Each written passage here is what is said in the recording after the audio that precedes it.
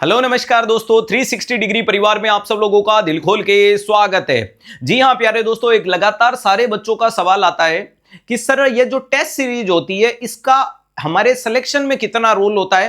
क्या हम सब लोगों को टेस्ट सीरीज लेनी चाहिए या क्या हम सब लोग टेस्ट सीरीज ले लें, इसका मतलब समझ लें कि हमारा सिलेक्शन श्योर है, या फिर क्या फायदा होता है कि टेस्ट सीरीज ले ही लें, या क्या सिर्फ टेस्ट सीरीज लेते हैं उन्हीं का सिलेक्शन होता है, या जो टेस्ट सीरीज नहीं लेते हैं उनका नहीं होता। तो सबसे पहले मैं अगर आपको बढ़िया तरीके से बताऊं तो ये मिथ्य है कि टेस्ट सीरीज लेने से ही सिलेक्शन होता है या टेस्ट सीरीज नहीं लेने से नहीं होता है, ऐसा कुछ भी नहीं है। टेस्ट सीरीज आपके पढ़ने के पैटर्न के अंदर एक और निखार लाने का तरीका होता है जिसको कहते हैं टेस्ट सीरीज।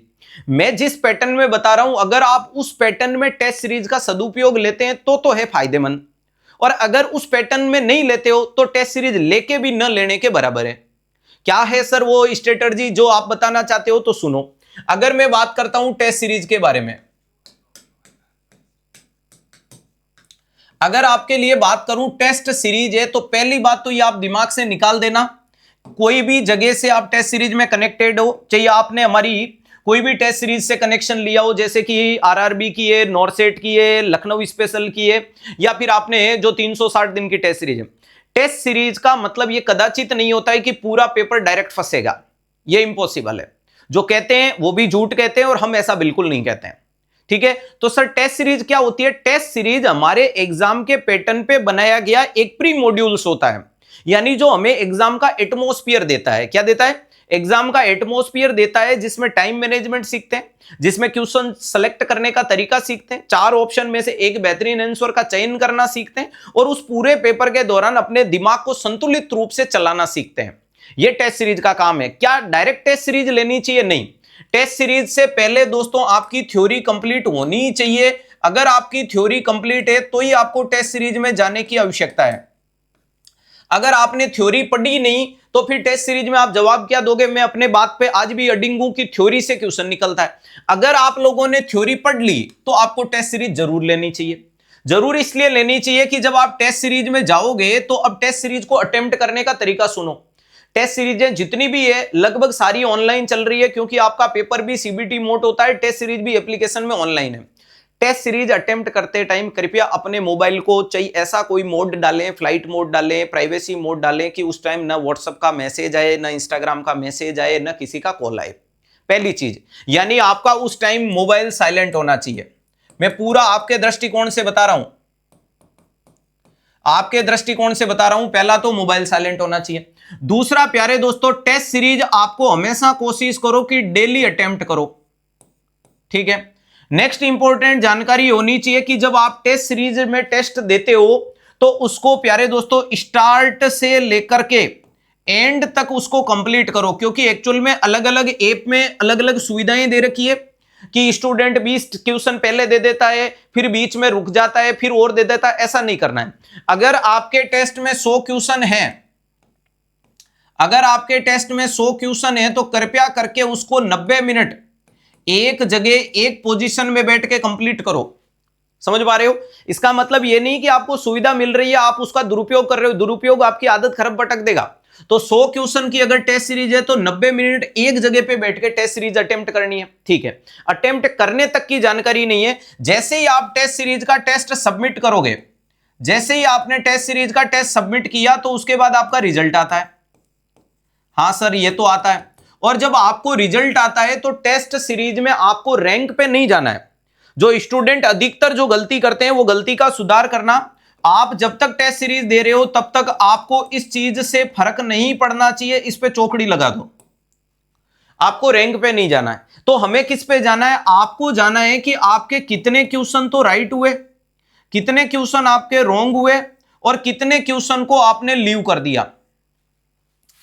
अब इसमें भी इंपॉर्टेंट चीज क्या है कि जब आप कोई भी टेस्ट सीरीज लेते हो तो आपको प्यारे दोस्तों टेस्ट सबमिशन के बाद में पूरे के पूरे 100 क्वेश्चन का एक्सप्लेनेशन पढ़ना है। आपको पूरे के पूरे 100 क्वेश्चन का क्या करना है? एक्सप्लेनेशन पढ़ना है।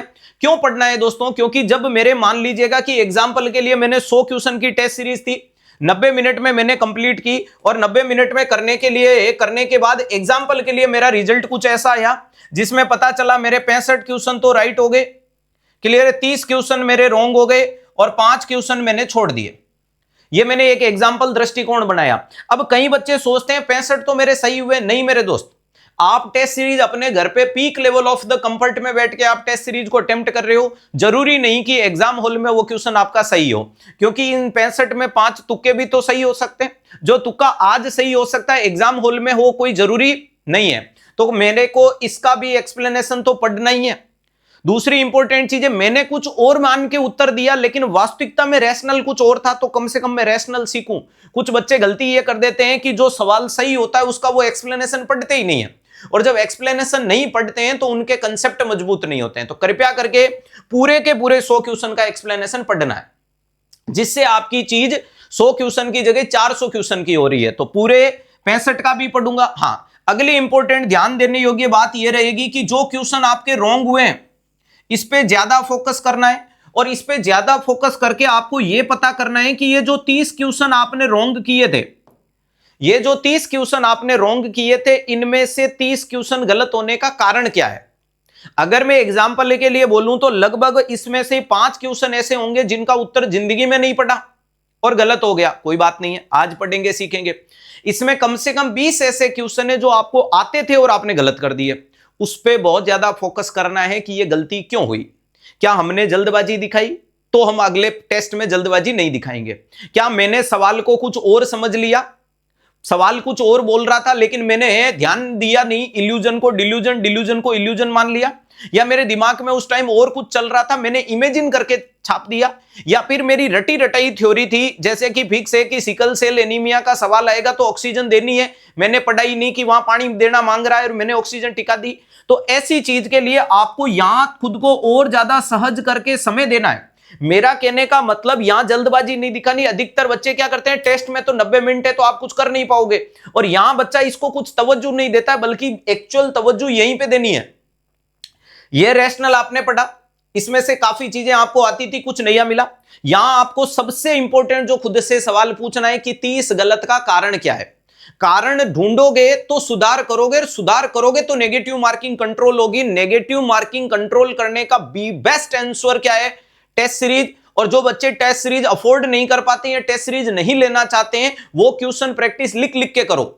लिख लिख के का मतलब आप कोई भी किताब को उठा लो, उसके उत्तर मत देखो, उसमें से 100 सवालों को इसी पैटर्न पे अपनी नोटबुक में सोल्व करो। पहले का ए, दूसरे का बी, तीसरे का सी, चौथे का डी, और जैसे ही 100 कंप्लीट हो जाते हैं उसके बाद चेक करो, तो आपको पता चलेगा कि वास्तविकता में कितने सही और कितने गलत हो रहे हैं। अधिकतर बच्चे पढ़ते रहते हैं, पढ़ा और उत्तर मैच कर लिया, इससे अपन कभी जज ही नहीं कर पाते हैं कि कितने गलत हो रहे हैं।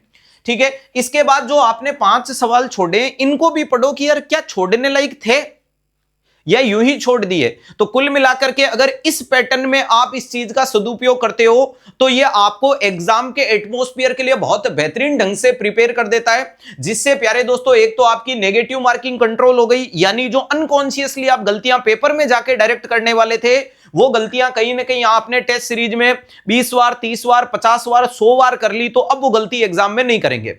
समझ पा रहे हो, वरना डायरेक्ट पेपर में उतरते और पक्का वो गलती होती। अनकॉन्शियस, अनकॉन्शियस का मतलब जो अपने को नहीं दिखती है या नहीं समझ में आती है। ठीक है, दूसरी इंपॉर्टेंट चीज है कि इसका एक्सप्लेनेशन देखने के बाद अपनी चीज इंप्रूव हुई। तीसरा, इससे हमारा टाइम मैनेजमेंट बहुत सुधर गया कि 100 क्वेश्चन को 90 मिनट में करने का तरीका क्या है, जिससे मुझे एक सवाल को कितना समय देने की आवश्यकता थी। नेक्स्ट एक्सप्लेनेशन के माध्यम से मेरे दिमाग में एक थॉट डेवलप हुआ कि उत्तर इस लहजे से जाता था, मैंने ए उत्तर यूं ही दे दिया लेकिन मेरा कारण झूठा था, असली कारण तो ऐसा कुछ निकल के आया। तो कुल मिला के जो बच्चे टेस्ट सीरीज से जुड़े हैं वो इन सारी चीजों को फॉलो करके हर एक टेस्ट को जरूर दीजिएगा। ठीक है, और जो बच्चे टेस्ट सीरीज में नहीं जुड़ते हैं, ध्यान रखिएगा, उनको घबराने की जरूरत नहीं है। 360 डिग्री के एप्लीकेशन में हर संडे रात 9 बजे फ्री ऑफ कॉस्ट में टेस्ट होता है। आप वहां जाकर के अपनी तैयारी को इसी तरीके से एनालिसिस करो, पता चलेगा कि आप कहां स्टैंड कर रहे हो और आपके कितने गलत हो रहे हैं और कितने सही हो रहे हैं। ये चीज ध्यान में रखिएगा। इसके अलावा जो बच्चा न टेस्ट में जुड़ना चाहता है, न फ्री वाला देना चाहता है, वो अपनी नोटबुक में भी टेस्ट प्रैक्टिस करे। तो लिख लिख के करना है, पढ़ पढ़ के टेस्ट प्रैक्टिस नहीं करनी है, नेगेटिव मार्किंग नहीं सुधरेगी। हाँ, इस पैटर्न से प्रॉपर करते हो या लिख लिख के करते हो तो आपकी नेगेटिव मार्किंग कंट्रोल होगी, और व्यक्ति को अपने नेगेटिव मार्किंग को कंट्रोल करने ना जिंदगी का सबसे बड़ा पॉजिटिव पॉइंट होगा। एक और चीज बोल देता हूं, अगर आपके टेस्ट प्रैक्टिस में अगर 10% क्वेश्चन गलत हो रहे हैं तो पेपर में 20 होंगे, ये मान के चलिएगा। क्यों होंगे सर? क्योंकि यहां न दबाव है, न टेंशन है, न स्ट्रेस है, न खोने का डर है। पेपर में वो चीजें ऐड होगी, वो वास्तविकता है, वो एक सत्य चीज है, सबके होगी, आपके अकेले के नहीं होगी। तो अगर आपने इस टेस्ट प्रैक्टिस की नेगेटिव मार्किंग को मैक्सिमम कम कर दिया, यानी न के बराबर कर दिया, तो पेपर में छोटी मोटी गलतियां होगी जो एक स्वाभाविक गलतियां हैं, जो सबकी होती है, और आपका बेड़ा अच्छे से पार हो जाएगा। समझ में आ गया? लेकिन यहां पर टेस्ट सीरीज में एक चीज और भी ध्यान रखिएगा, कुछ बच्चे शुरुआती दौर में टेस्ट सीरीज में ज्यादा गलत होते हैं तो वहीं पे घबरा के छोड़ देते हैं। तो कायरों की तरह मैदान नहीं छोड़ना है, क्योंकि हमारे पास में अब जीतने के अलावा कोई ऑप्शन नहीं है। पीछे मुड़ के नहीं देखना है कि सर गलत हो गए। कुछ बच्चे सोचते हैं कि सर मेरे 100 में से 65 गलत हैं, मैं आगे से टेस्ट नहीं दूंगा। तो क्या टेस्ट नहीं देने से सही हो जाएंगे? नहीं दे भाई, आज 65 है तो कल 60 होंगे। हमेशा एक टाइटल सेट करो कि सर आज 60 गलत हुए तो कल 55 ही करूंगा, और कल 55 किए तो परसों 50 ही करूंगा। यानी हमेशा अपनी नेगेटिव मार्किंग को उतारने की कोशिश करो, और धीरे धीरे एक समय बाद आपके 5 से 7 क्वेश्चन ही गलत होंगे, उससे ज्यादा गलत होंगे नहीं, जिसके कारण आप खुद को एक अलग लेवल का कॉन्फिडेंस बनाओगे और अपने आप को मजबूत करोगे। और आई होप ये वीडियो आप सब लोगों को एक अच्छी जानकारी देने का काम किया होगा, जो आपके जीवन में कहीं ना कहीं कोई अटकता हुआ पॉइंट सुलझाएगा। वीडियो पसंद आया, वीडियो को लाइक और शेयर कीजिएगा। वीडियो के अंत में कमेंट बॉक्स में कमेंट जरूर छोड़िएगा, ताकि जैसे ही समय मिलेगा आप सब लोगों के लिए और ऐसे कुछ सटीक वीडियो बनाया जाएगा जो आपकी तैयारी को मजबूत करेगा। Best of luck.